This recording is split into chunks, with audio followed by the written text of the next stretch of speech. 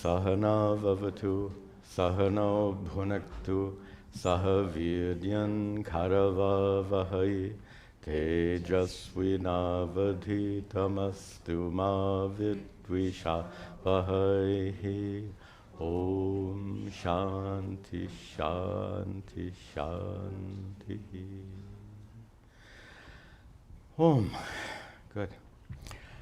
Welcome to you all to our weekly satsang. Welcome also to the many students who watch these satsangs every week. We have a lot of questions, as always, questions from online students, and we may also have some questions locally here. We'll alternate. We'll take questions from both. We have I have to say, we have a lot more questions from outside, so we will start with that. Let me just check this, make sure everything is working. Looks okay? Okay. So, let us begin. First question comes from Sandra, who lives in the Netherlands. Nice. And she asks, what happens at the end of the Kali Yuga? What does it look like on Earth? And how do humans and animals behave? The honest answer is we have no idea. This depiction of the Kali Yuga is a prediction. First of all, we don't have any scriptural representations of the end of the Kali Yuga because it hasn't come yet. The end of the Kali Yuga hasn't come yet. We're in the so-called Kali Yuga, but the question is about what happens at the end of the Kali Yuga. So there may have been, understanding that the universe is cyclic, there could have been a Kali Yuga in a prior cycle, but we don't have any scriptures from the prior cycle of creation. We only have scriptures from this cycle of creation, and there are Puranas which predict what will happen at the end of the Kali Yuga. Those predictions are just what they are. All predictions without exception can be right or wrong. So we honestly don't know. One thing we know is the world doesn't seem to be coming to an end anytime soon. So that's, I think, just a little common sense will tell us that. So, second part, how does God bring the cycle back to the Satya Yuga at the end of the Kali Yuga? So this cycle of creation is a little bit like your cycle of birth and rebirth. It's all driven by karma. When you die, you get reborn because of your karma. When the universe gets to the end of its karma, the end of the collective, I have to make this clear. Imagine whoever is lucky, I'm being sarcastic, whoever is lucky enough to be living at the end of time. It'd be interesting to see how things finish up. By the way, it's not beyond the scope of reason that a nearby star could explode in a supernova, emitting a burst of gamma rays that would wipe out all life on this planet. That is a scientific possibility, not probability, but a scientific possibility. And that could happen any time. That could happen in the next 20 seconds. We don't know. So anyway, it is possible that our world could come to an end. I don't know about the universe coming to an end. That's a whole different story. Our world could come to an end. The entire universe, however, does come to an end when all living beings, which means not just living beings on this planet, right? We don't know. So all living beings, suppose every living being has such karmas that their karmas all get exhausted at the same time. This is a mathematical possibility, again, improbable, but imagine a time when every living being who is born with certain karmas, suppose all of those karmas were synchronized in such a way that every living being exhausted its karma at exactly the same point in time. It is said that condition leads to the dissolution of the universe. But every living being that exhausts its karma has more karma yet to exhaust. Prarabdha karma gets exhausted, sanchita karma remains to be exhausted. And for the sake of exhausting all that sanchita, that accumulated karma, that the universe is driven by the laws of karma to become manifest again. The universe becomes unmanifest, avyakta, due to forces of karma, exhaustion of karma, and the universe becomes manifest, vyakta, again, due to the forces of karma. Next question from Bennett, who lives in Melbourne, Australia.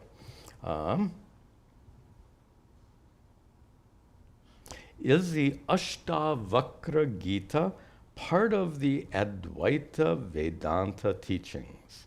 What is the significance of this text? Ashtavakra, there are several like that. Ashtavakra Gita, this Dattatreya Gita, and maybe some others. Portions of the Yoga Vasishta are like this.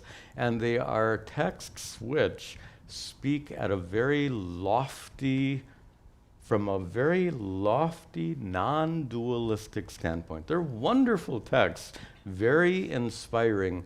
Let me try to give you a sense of the Ashtavakra. Ashtavakra was a rishi who had a great saint who had a discussion with King Janaka. I won't bore you with all the details of the text. Anyway, a typical verse from Ashtavakra Gita would go like this. You are full and complete. You are Satchidananda Atma. Nothing in the world can affect you. The next verse will say, using different words, you are full and complete. You are Satchidananda Atma. Nothing in the world can hurt you. The next verse will use different words and say the same thing. You are full and complete. You are Satchidananda Atma. Nothing in the world can hurt you. These are verses that verse after verse after verse in very lofty poetry will describe the ultimate realization, the perspective of an enlightened person. And such a text is very inspiring. Such a text is very helpful perhaps for some kinds of nididhyasana, not all kinds of nididhyasana, but for certain kinds of Vedantic meditation. Those texts can be very helpful. Where the texts are not helpful is for teaching, and that was his question. Is Ashtavakra Gita part of Vedantic teachings? Part of Vedanta, yes. Part of Vedantic teachings, not exactly, because what kind of teaching is that? You are Satchidananda Atma, you are Satchidananda Atma, you are Satchidananda Atma. That's not teaching. There is no methodology.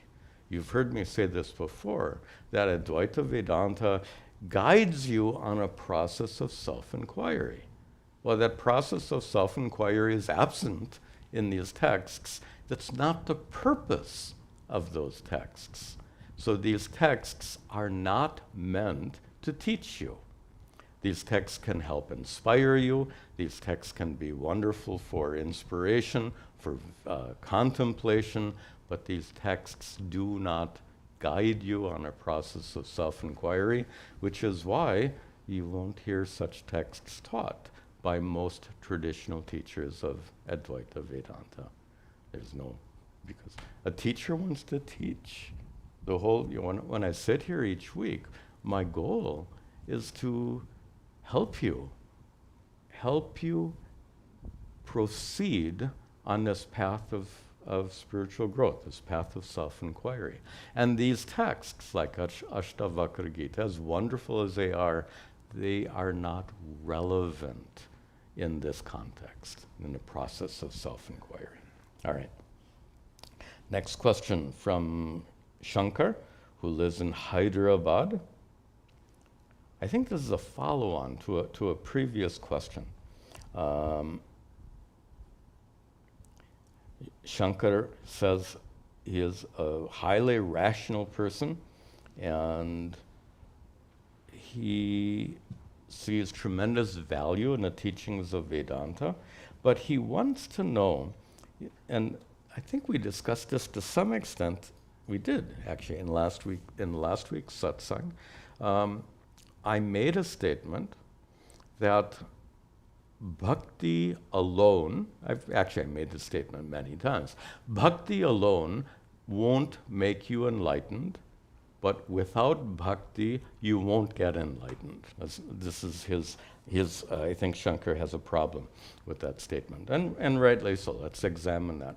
Bhakti alone, devotion alone, won't make you enlightened. Why? Devotion doesn't lead you to discover your true nature. Simply put, what leads you to discover your true nature are the teachings of Vedanta. Being engaged in a process of self-inquiry leads you to discover your true nature, not prayer and devotion. But prayer and devotion are crucial to prepare your mind to go all the way to the end of this journey. And I think Shankar's question is, how? How is it that that devotional practices are as? How can we say that some kind of prayer, and I've said this, some kind of prayer and devotional activity is essential, and that may seem contrary to the teachings of Vedanta, but I do feel they are. Not that I feel, but the tradition holds, and Shankaracharya holds that they are essential. Why? I can think of at least two primary reasons. One is this is an extraordinary journey, and on an extraordinary journey, we can be sure to have some extraordinary obstacles. By the way, those obstacles are not at home. Don't blame your job or your spouse or whatever it is. The obstacles we're talking about are here. Inner obstacles. And here's the point. For an extraordinary journey on which you encounter extraordinary obstacles, you're going to need some extra help. So, invoking Ishvara's blessings is a pretty reasonable thing to do when you need extraordinary help. It's to recognize that we are limited as human beings. We are limited in our capability, limited in our power of understanding, limited in our ability to overcome these obstacles. And when we encounter obstacles that are bigger than we are, so to speak, that's a pretty good argument for prayer. And prayer, of course, and please understand, prayer in a Vedantic sense, prayer is a karma, and every karma has to have a phala, a result. So it is reasonable to invoke Ishvara's blessings through some kind of prayer and devotion when we recognize the inevitability of these huge obstacles on our path. So that's one justification for saying that prayer and devotion is essential. Second is a little more subtle, and it has to do with ego. Ultimately, and this comes pretty much at the end of the path, not at the beginning or middle, but towards the end of the path, you'll end up struggling with an ego that clings to its survival. I am me. Vedanta says, nope. You're just a thought. And the ego says, nope. I am me. And this battle can go on because this ego is deeply entrenched. This sense of individuality is so deeply entrenched. And Vedanta is really powerful, no doubt, but so is this deeply entrenched ego. So we have this fight, something that I won't say is essential, but incredibly helpful, is that some forms of prayer and devotion help soften the ego. What I mean by soften the ego is this. The ego is the one who wants to be in control. Suppose by cultivating a prayer life, you can, to some extent, relinquish that control, recognizing that everything is in Ishvara's hands. That's a feeling that comes with devotion, trust, faith, relationship with Ishvara that allows this ego to relax. When that ego has been softened with the help of devotional practices, it's much easier for Vedanta to come along and finish it off, so to speak. So the ego is a formidable obstacle, and I agree, Vedanta alone is capable of knocking it off, but it's hard. If you soften that ego with devotional practices, it's much easier to handle. But the way in which prayer and devotion, I think, can be considered essential is for overcoming. In fact, it even applies here. We said about these inner obstacles, which are bigger than you are.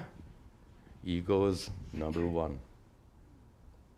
So to overcome these huge obstacles, some extra help is certainly appropriate. All right, one more question here, and then we'll see if you have any questions locally here. This is a question from Krishna, who lives in Boston.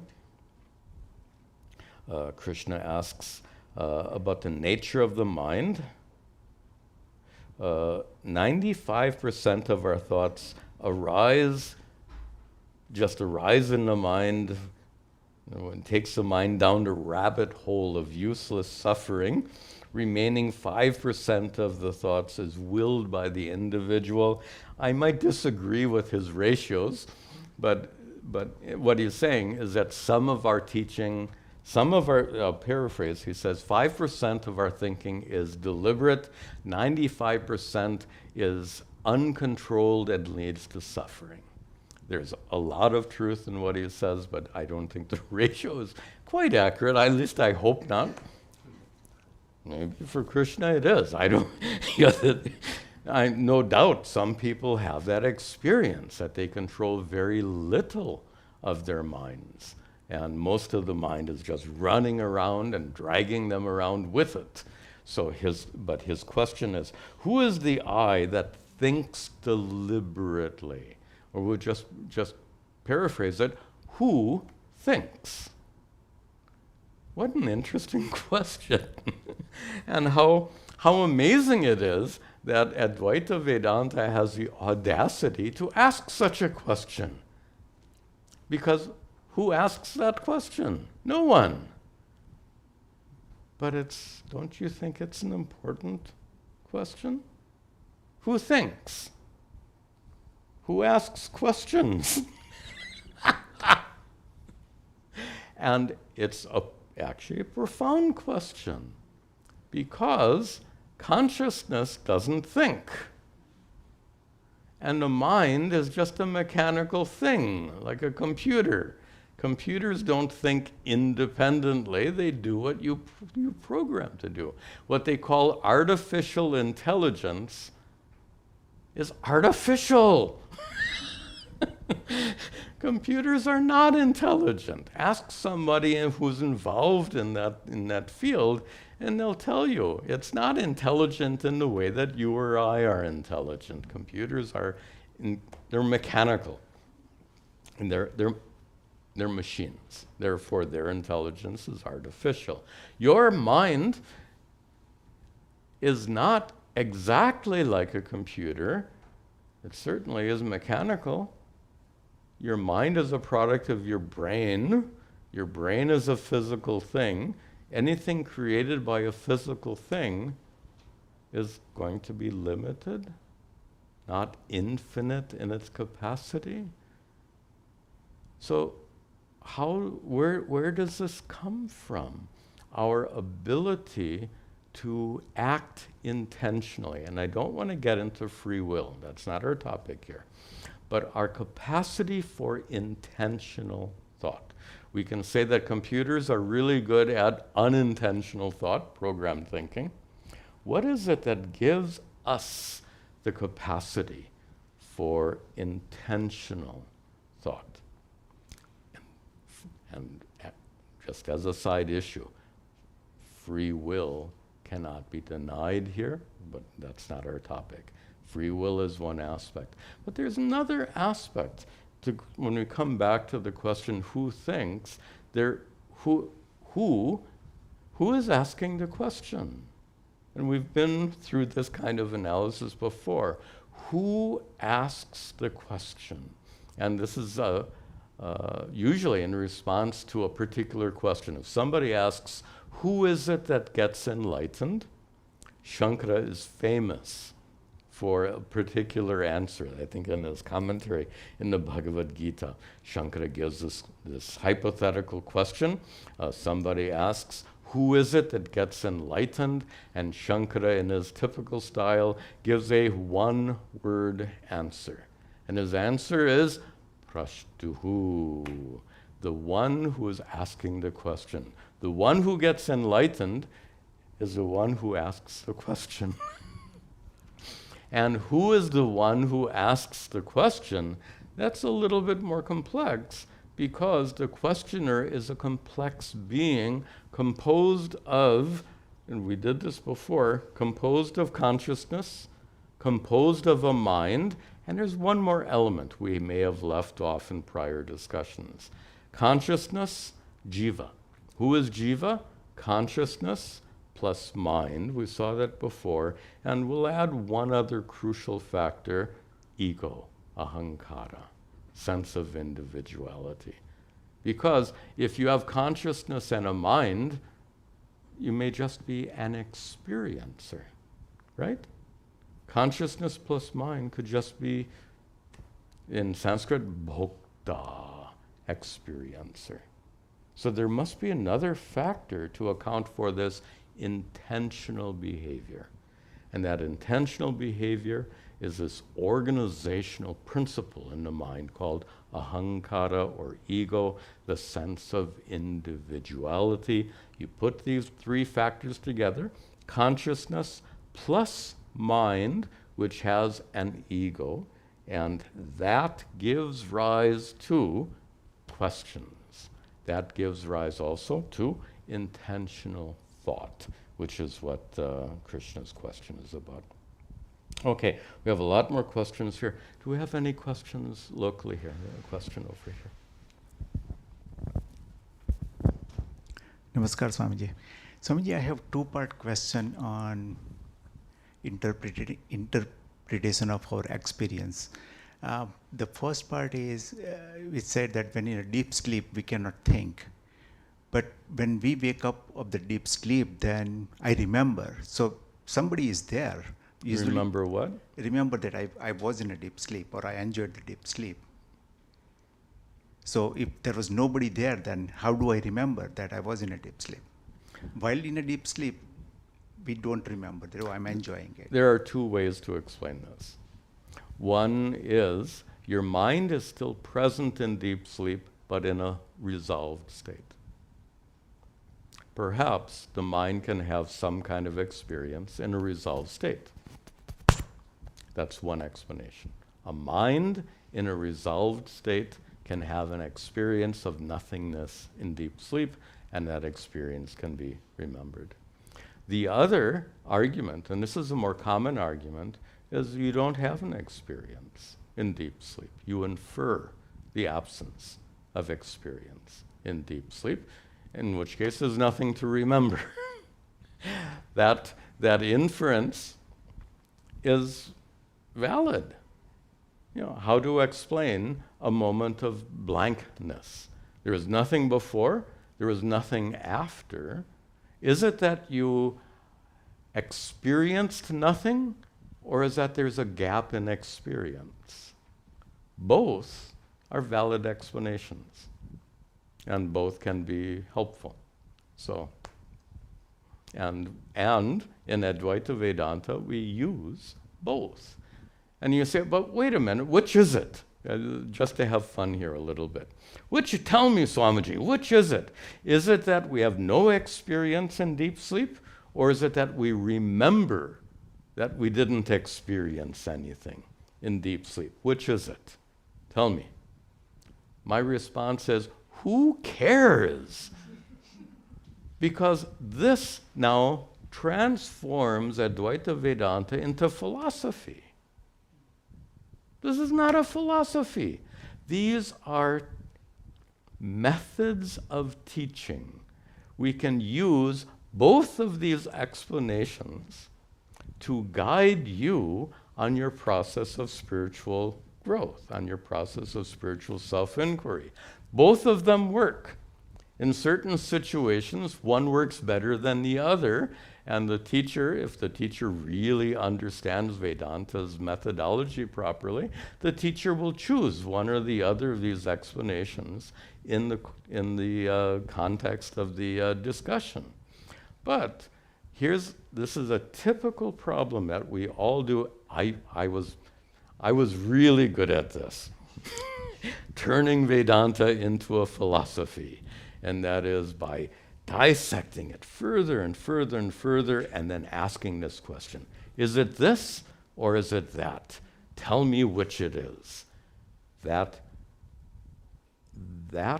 division of demanding that Vedanta specify what is true, specifying which Vedantic teachings are true and which Vedantic teachings are not exactly true. Tell me.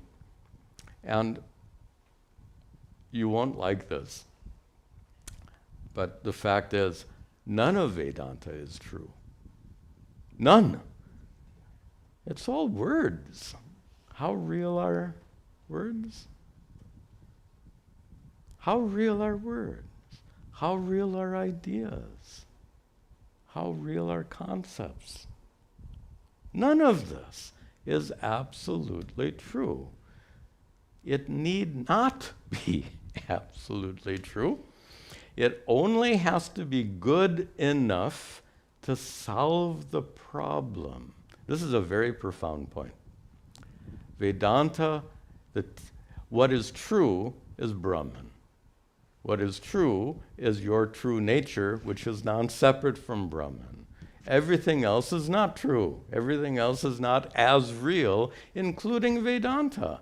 Vedanta is not true, and the point I'm making here, Vedanta need not be real, need not be true. It only has to be good enough. Good enough for what? Good enough to solve the problem. The problem is ignorance. How real is ignorance? Vedanta only has to be good enough to remove ignorance. And the tradition, by the way, this very profound teaching is conveyed in an absolutely mundane metaphor in traditional scripture. Kantakena kantakam. When you get a thorn in your foot, how do you get it out? Well, the bush is right there. So you grab a thorn off of the bush, and you use that thorn to dig out the first thorn, and then you throw them both away. The thorn in your foot is the suffering due to ignorance. The thorn you get from the bush is the thorn of Vedanta. Vedanta is a thorn because it's a headache. There's a lot to go through. Not a headache. I'm just making an observation. Anyway, you said you had a second question. So the second part of my question is, if my true nature is Ananda, or source of happiness, then why do I experience sadness and unpleasant things? Mind. Full stop. Experience takes place in the mind, right? Is it not possible for the mind to have experiences other than happiness? That's all it is. Okay. Other questions here? Over here, please. You'll need the microphone. I'm not sure if our camera will get you. No? It's okay. I want to continue the unreal, real discussion you had earlier this morning. Okay. The message I took away was what is in our head is more real, maybe I may be wrong, than what we see in front of us. I never said that. Okay. Yeah. I never said that. Okay. Yeah. I said it's experienced directly Yeah. as opposed to the outside world, which is experienced indirectly. Okay. I never said it was more real. Okay. In that case, what I was about to say, he loses its. But anyway, I'll continue what I had in mind. Assuming that what is in my head is real, It's not real. Yeah, it's not. Yeah. It's not real. Going back to your. The world is not real. The outside world is not real. Yeah.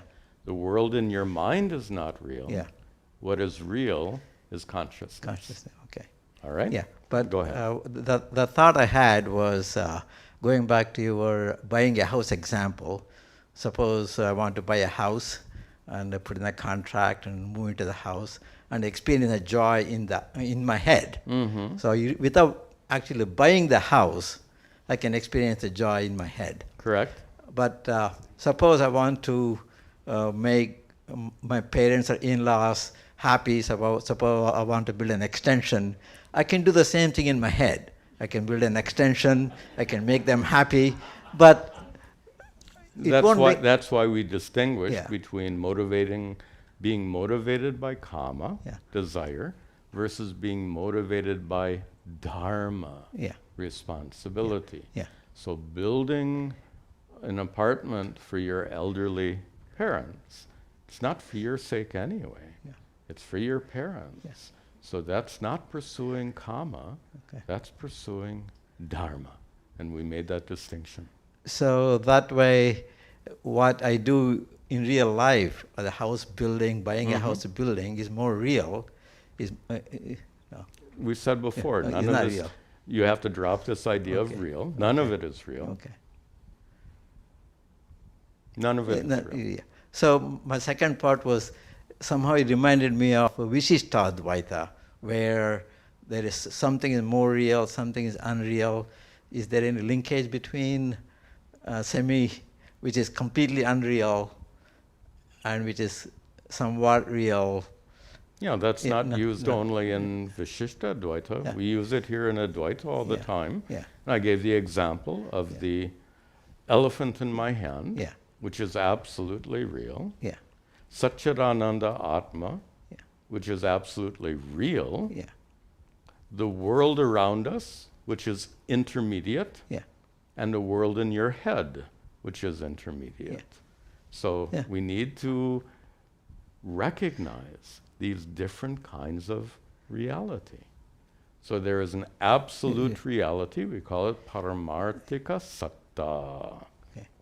That is a reality which is unchanging, Satchidananda Atma. There's an empirical reality, what's around us in the world. We call that vyavaharika satta. There's a world in your mind, which is projected by you. We call that pratibhasika satta. And then there's the final one is absolute non-existence, like the elephant in my head, absolute non-reality, atyanta abhava. We have to deal with all four of these.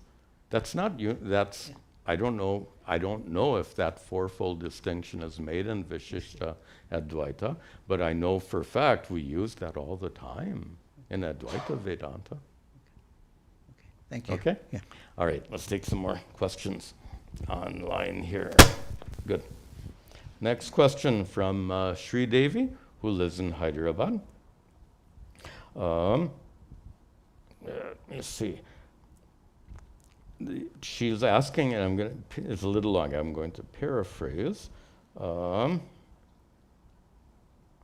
So the Vedas are loosely divided into two parts. the karma kanda of the Veda, which contains all the rituals, and the jnana kanda of the Veda, which contains the Upanishads, the spiritual teachings, which we study in Advaita Vedanta.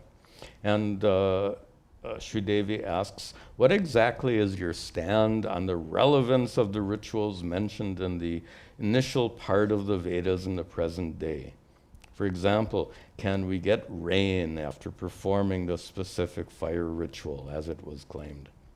What exactly is your stand? I don't really have a stand. And this is just an interesting point here. A preacher would have a stand, not a teacher. Important distinction. A preacher has a dogma or doctrine that they rest upon. Their teachings are based upon a doctrine or a dogma, and that's what preaching is all about. And this is teaching. So there's not exactly a stand. That's kind of not exactly relevant to Sridevi's question. How to understand the relevance of rituals in the karma kanda. The Vedantic perspective on those rituals we've discussed before is that those rituals can help prepare you for the teachings of the jnana kanda. The karma kanda comes first for a good reason. It's meant to prepare you for the jnana kanda. So the performance of rituals, little detail here. First, rituals can be done as kamya karma. That is, you do the ritual for a particular reason. She says, like rituals done for the sake of rain. If you ask me, do those rituals really work? I have no idea. We have no modern evidence that they work. But we can't prove, you can't disprove. Anyway, the rituals, whether those rituals actually produce such results. There's no scientific proof of their efficacy, but there's no scientific way of disproving it either. Anyway, that's a side issue.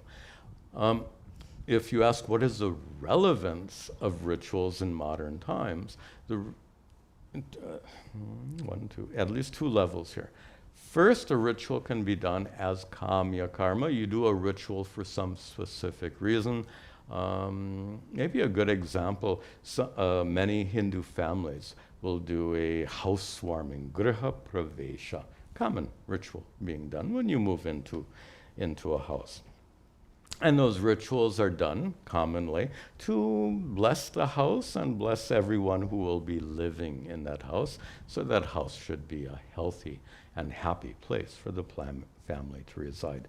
That's an example of a ritual done as a kamya karma, a ritual done driven by desire. And desire-based rituals give particular results. That is, that you invoke Ishvara's blessings for the sake of the house, and that might be somewhat beneficial in your study of Advaita Vedanta. If your house is a disaster zone, not physically, but usually emotionally, if your home is an emotional disaster area, that'll be a big impediment to your study of Vedanta, meditation, everything. So, in an indirect way, kamya karma can be beneficial to you as a spiritual seeker, as a sadhaka. But suppose you do those rituals not as kamya karma, but as nishkamya karma. And this, to understand that, which means to do a ritual out of a sense of duty and not for the sake of a specific result, the only way that'll make sense is if you imagine yourself living in ancient times. In ancient times, you had to do these rituals. And you didn't have a choice. If you were born in certain families, it's not a matter of choice. You have to do these rituals. And now the question is, what motivates you to do these rituals? The lowest kind of motivation is your father will get angry if you don't do these rituals. Well, that's not a very mature kind of perspective. A more mature kind of perspective is that this ritual will bless you and your family. More mature than avoiding your parents' anger. But the most mature attitude is, this is my dharma, this is my duty. Hey, doesn't that sound a bit like karma yoga? Exactly. So we start off the attitude towards rituals. You start off with, if I don't do it, I'll get in trouble. Then you proceed, I'll do it because it's good. And you proceed further. I'll do it with the attitude of karma yoga because it is to be done. And it's that final perspective that is most helpful in preparing you, making you an adhikari for the teachings of Vedanta. It's karma yoga. The performance of rituals becomes karma yoga. Next question. This is from Sheila. Doesn't say where she lives.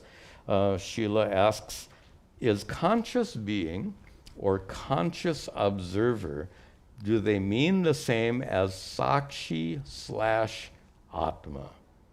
And we have to be a little careful, careful in the terms.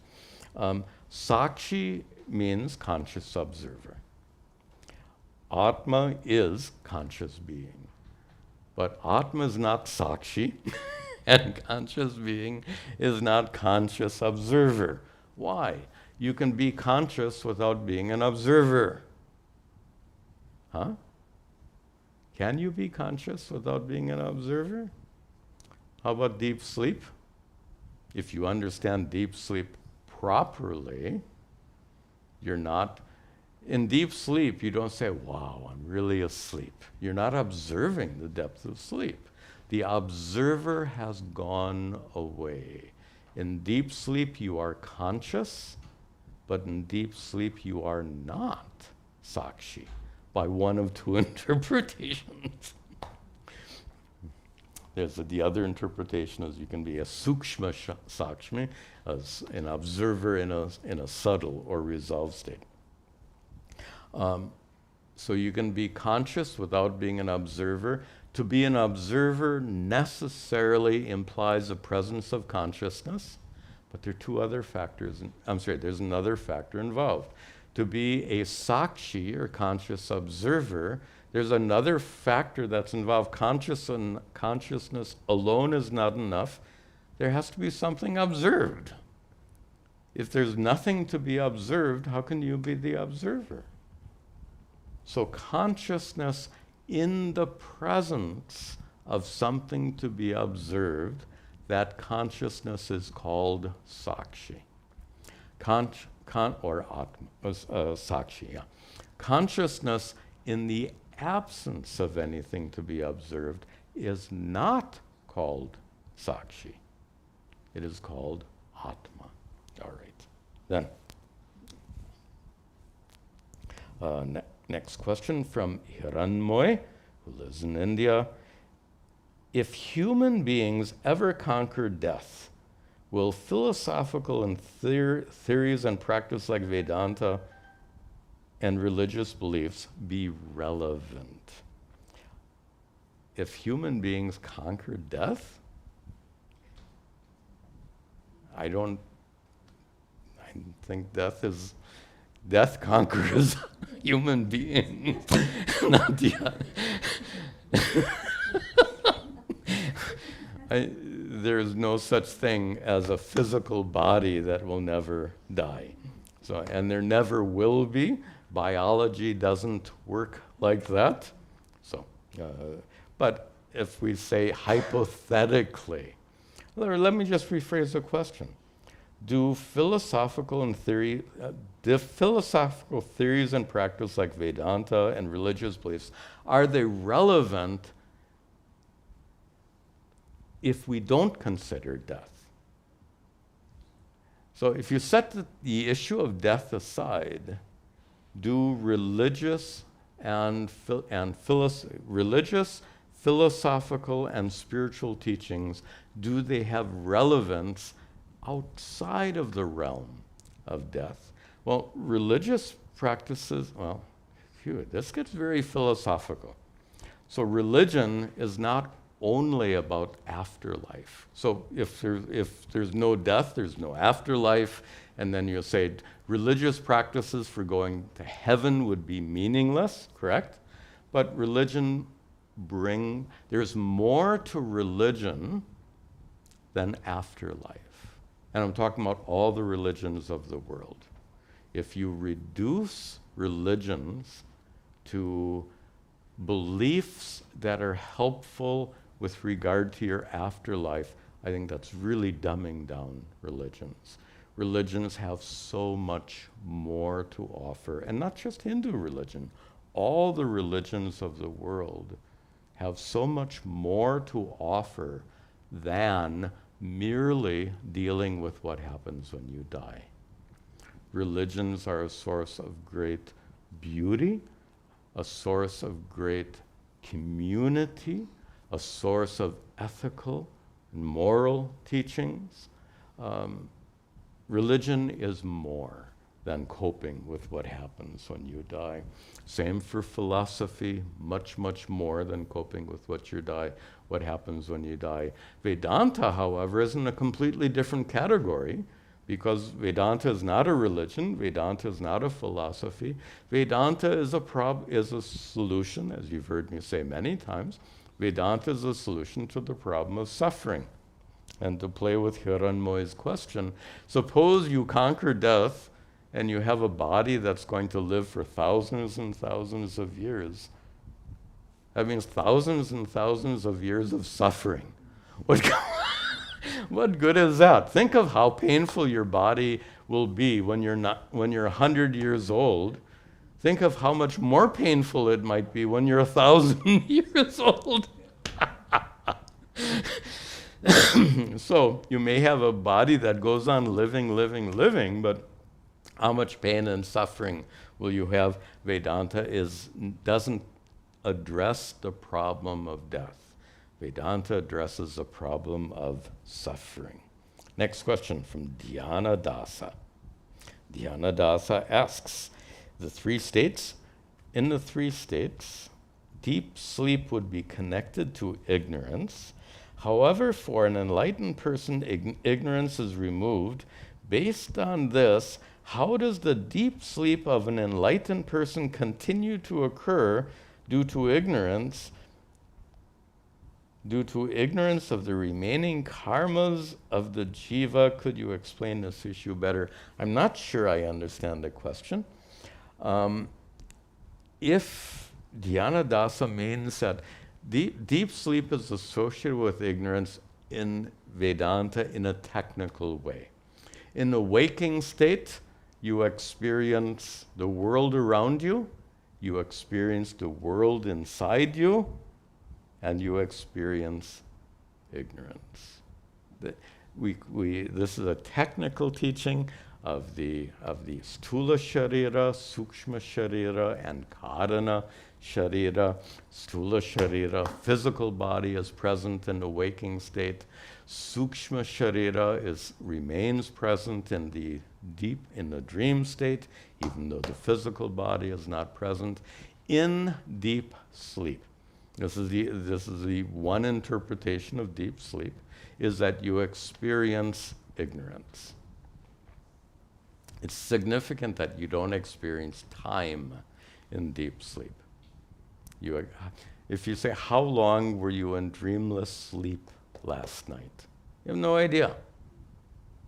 Even our dreams are a little misleading. Dreams can feel like they last a long, long time.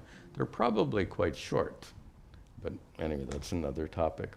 It is said by in some Vedantic prakriyas, but not all, in some Vedantic methodologies, but not all, it is said that in deep sleep, it's not that you experience nothing, but that you experience ignorance. Ignorance described as a kind of blackness, a kind of darkness. So you experience that veil of ignorance. And that's not a That's not an absolute, that's a teaching method. That's not a truth. And it'd be awfully complicated for me to explain why, but that's not Dhyana Dasa's question. So in deep sleep, you experience ignorance. For an enlightened person, ignorance has been removed. So what does an enlightened person experience in deep sleep? Oh, here you can say nothing. So an ignorant person experiences ignorance in deep sleep. An enlightened person experiences nothing in deep sleep. How different are those experiences? Okay. But I'm not sure that this is a question. It almost looks like the question is that an enlightened person is unable to go to sleep because they have no ignorance. So they're always awake. I don't really think that's Dhyana Dasa's question. Anyway. I think a more interesting question is, why do we wake up? I think that's a fascinating question. Why do you wake up? Of course, there's a scientific reason. There's something, what do they call it? Reticular activation system. There's a certain network of nerves, of neurons in your brain that kick in and make you wake up. In ancient India, they didn't understand anything about this reticular activation. Look it up anyway. It's a portion of your brain that's responsible for wakefulness. And what did they know about this reticular stuff in ancient times? Nothing. How did they explain waking up? So in pre-scientific times, why don't you just stay asleep? After all, it's so blissful. Why do you want to wake up? And to be honest, some people who are deeply depressed, they don't want to wake up. Really. That's what deep depression is. You don't want to wake up because being awake means suffering. Better to be asleep. That's what sometimes leads to suicidal ideation.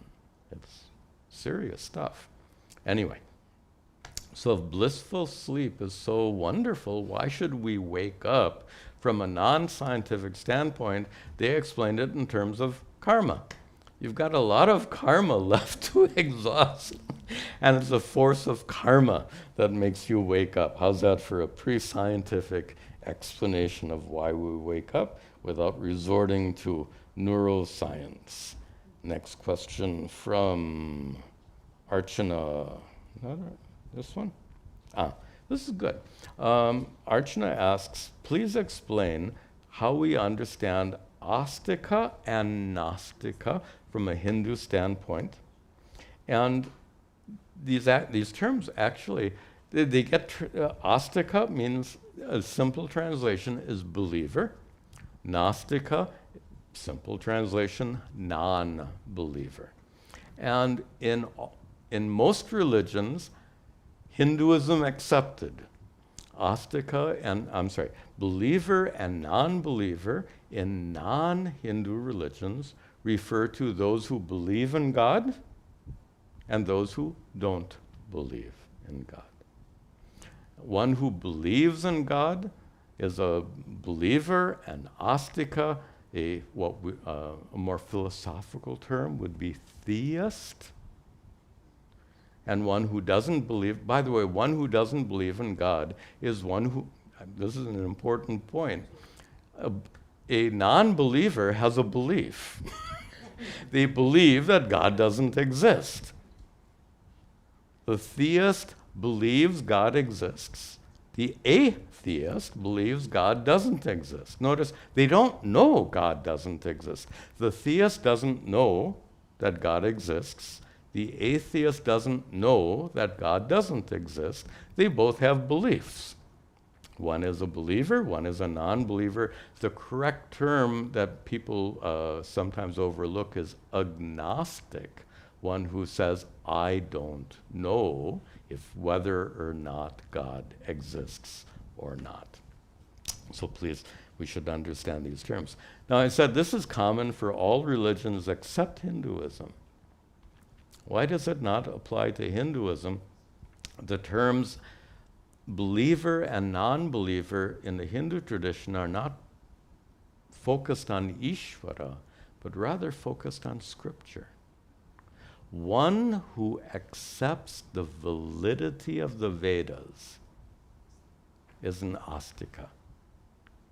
One who denies the validity of the Vedas is considered a nastika, a non-believer. That's unique in the Hindu tradition. The principle of believing or not believing in God is the same. Most Hindus believe in God. Some are agnostics. Some who are raised in Hindu families will call themselves atheists. That's all fine. So all of these principles apply in Hinduism. It's just the definitions are different. So believer and non-believer are used with regard to Ishvara. Are used in the Hindu tradition with regard to scripture. A believer accepts the validity of the Vedas. A non-believer and nastika rejects the validity of the Vedas. For this reason, Buddhism is considered outside and different from Hinduism, even though, we've seen this before, even though Buddhist teachings overlap to such a tremendous extent with Hindu teachings, Buddhists reject the authority of the Vedas, and that makes them a different religion. Another question from, interesting. This is from Amit. Amit lives in India, and he asks, let me read his question, just to give you the flavor. Amit asks, I had a question regarding who is a good Hindu. Interesting. Good Hindu. Today there are many people in WhatsApp groups asking Hindus to unite. Big, by the way, WhatsApp is big in this country, bigger in India, right?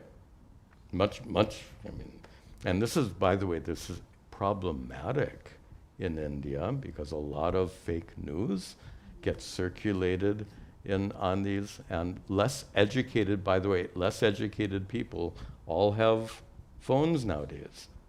That villager who's out on the farm fields, who's never made it past the 6th standard, has that cell phone and has a WhatsApp group and gets all that fake news, but doesn't have the education to discern that it's fake news. It's an interesting problem in India. In this country, less so, because there's a higher standard of, we don't have, in village America, mostly people go through schools. In village India, that's not always the case for the prior generations, thank goodness, that current generations are being well educated. That is absolutely wonderful. Anyway, Amit's question. There are many, especially in India, on these WhatsApp groups, asking Hindus to unite, to become hardcore Hindus. I'm not sure I like that word, hardcore, but they should embrace Hindutva. That's the term that they'll use, Hindutva. And while they have a point that in today's world, Hindus are the point that today the world is threatened by radicalization of a particular religion, so we should all be more united and perhaps vocal. Radicalization of a particular religion, I can only presume he's referring to radical Islam. I believe that's the context, and especially this jihadi kind of Islam. So his point is that in India, which is subject to radical Islam, which is not that much forefront. It's not like in not like in Palestine, where jihadi Islam is there, or in Tehran. Although it's interesting in Iran, it's more of a political thing. The political hierarchy is very radical. The people of Iran are pretty much like you and me. It's an interesting thing in Iran. Anyway, so let me finish Amit's question here. But most of the people on these WhatsApp group espouse the cause of hardcore Hindutva on these groups. But they may not have studied Vedanta, Bhagavad Gita, or they may not be highly spiritual people. Oh, they call us being Vedantins, they call us soft Hindus. I've never heard these terms. Maybe it's being used in India. Do any of you know? Hardcore and soft? This is new for me. So maybe it's in India's WhatsApp groups, and this language, I'm not surprised. So the enthusiasts for Hindutva are hardcore Hindus, and those of us who are less impelled by this Hindutva we're soft. All right. And kindly let us know, as a Hindu, what should be our stand. Here we're back to taking a stand on such matters. Okay. Why take a stand? Stand means, this is my interpretation of stand. Stand means a political position. And it looks to, by the way, you don't have to agree with me. This is a personal opinion. This is not Vedanta. If I'm teaching Vedanta, you should take it seriously. I'm sharing with you right now a personal opinion. And a personal opinion is when you mix up any religion with any political group, you end up with a mess. You know, when you're mixing things together, I mean, if you're mixing rice and dal to make khichdi, that's good. But if you're mixing sugar and vinegar, I don't know, what are you making? I don't know. So, I mean, some things should be mixed, other things need not be mixed. And to me, what an example I used, sugar and vinegar. Obviously, religion is sugar and politics is vinegar. Mixing them doesn't have a good result. This is my opinion. And if people get angry, oh, Swamiji, don't you believe in Hindutva? We have to resist and all of this stuff. I'm sorry, it doesn't work for me. Even in an Indian context, it looks to me, and again, this is personal opinion, it looks to me that Hindutva only encourages communalism, which is a long-time problem in India. Personally, I don't see much good coming out of Hindutva. My guru made an interesting observation. And when he was asked, this decades ago, and I don't remember the details of the conversation, but it was probably somebody, actually Hindutva was a thing even back then. Because I remember Puja Swami, I remember now, Puja Swamiji being asked about Hindutva in the context of when the Babri Masjid was torn down in Ayodhya, which set off huge riots. I think several thousand people died as a result of those riots, communal fighting. Hindus and Muslims both died in that communal fighting. So in that context, Puja Swamiji was asked, my guru, was asked, shouldn't we defend Hinduism? And his response was, he recognizes all the problems of India, but he said, why does Hinduism have to be defended? Hinduism has been around thousands of years ago without people running around with orange flags defending it. So he didn't say that. I'm being a little sarcastic right now, because running around with an orange flag, I'm not sure that's really defending Hinduism. It is defending Hindutva. There's a difference between Hinduism and Hindutva, and I think it's an important difference. Again, you don't have to believe, you don't have to agree with me, but to me, Hindutva and Hinduism are not the same. Hinduism doesn't need to be protected. Hindutva is a complicated issue. It's complicated, that I absolutely agree. Okay, take maybe one or two more questions and wrap up for today. This question has come several times. What is the essence of Ramanuja's Vedanta philosophy? I'm not the right person to ask. I'm a teacher of Shankara's Advaita. If you want to learn about Ramanuja's Vishishtadvaita, you should find a teacher who is trained in that tradition, not me. Let me see. It's true. This is Kirti. Kirti writes from Bhopal in Madhya Pradesh. Kirti asks, after understanding our true nature, should one go for Reiki healing? Now, first of all, after understanding our true nature, you don't need to go for anything. If you're enlightened, honestly, if you really are enlightened, how can you improve on that? There's nothing further to be achieved. There's no way of improving or adding to the contentment and inner peace of one who has truly understood. So we can rephrase the question for someone on the spiritual path: what is the value of Reiki healing and these alternative modalities, which are actually from other traditions, maybe Chinese tradition, I don't know, some Taoism, something. I don't know much about these.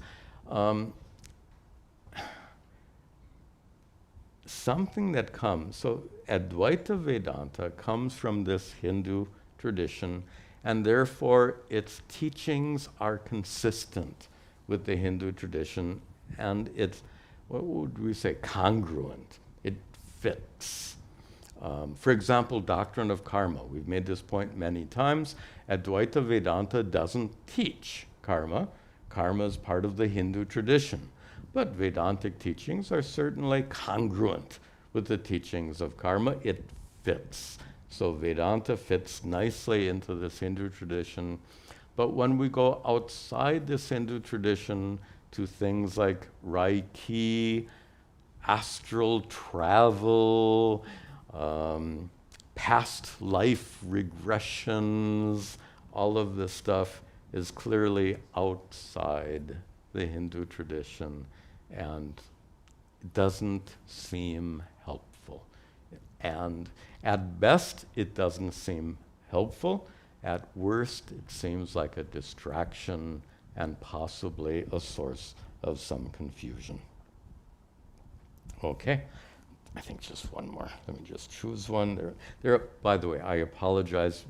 No way we can get through all these questions. Which one?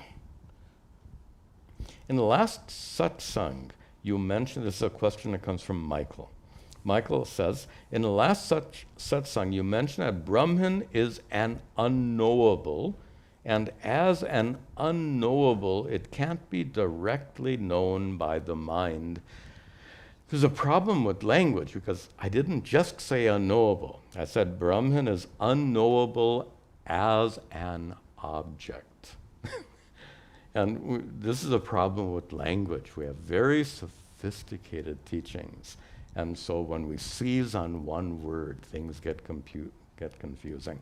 When we say Brahman is beyond thoughts, beyond mind, all true, then we say, therefore Brahman is unknowable. Unknowable as an object. If Brahman were unknowable, how did the ancient rishis say Brahman is Satyam Jnanam Anantam? They knew Brahman. Brahman is unknowable as an object. Brahman is not unknowable. How is Brahman then to be known?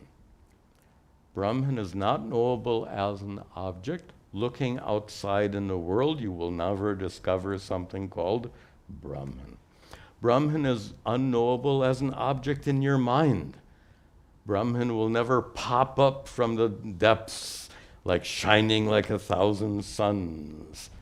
If something is shining like 1,000 suns in your mind during meditation, is that shining known or unknown? Known. Known to whom? Known to your true nature, consciousness, Satchidananda, Atma, known to Atma. Then how is Brahman known? Brahman is known as Atma. And I'll add to that. Brahman can only be known as Atma. That's exactly what the Mahavakya Tattvamasi says, right? Tat, Brahman, is Tvam, you. Can Atma be known as an object? Atma is a knower of objects, including the 1,000 sun thing. So Atma is not an object to be known. Atma is you. You can know your true nature because you are you. You are consciousness. That's not something remote from your knowledge, but it's not something known as an object. I'll say that again. That you are consciousness is not remote to object, is not remote to your knowledge, but that you are consciousness is not something you know as an object. It's not remote to consciousness, nor is it known as an object. So Brahman is known only as your true nature, as consciousness. Brahman is knowable as you. That's what Tattvam Asi means. Okay, nice place to end. I'm sorry for not getting to all these questions. We'll do whatever we can. We'll have more questions next week, and we'll conclude with a prayer. Om Sarve Bhavantu Sukhinaha Sarve Santu Niramayaha Sarve Bhadrani Pashyantu Ma Kaschad Dukkha Bhag Bhavet Asato Ma Sadgamaya Tamaso Ma Jyotirgamaya Mrityorma Amritangamaya. Om Shanti Shanti Shanti Om Tat Sat. See you next time.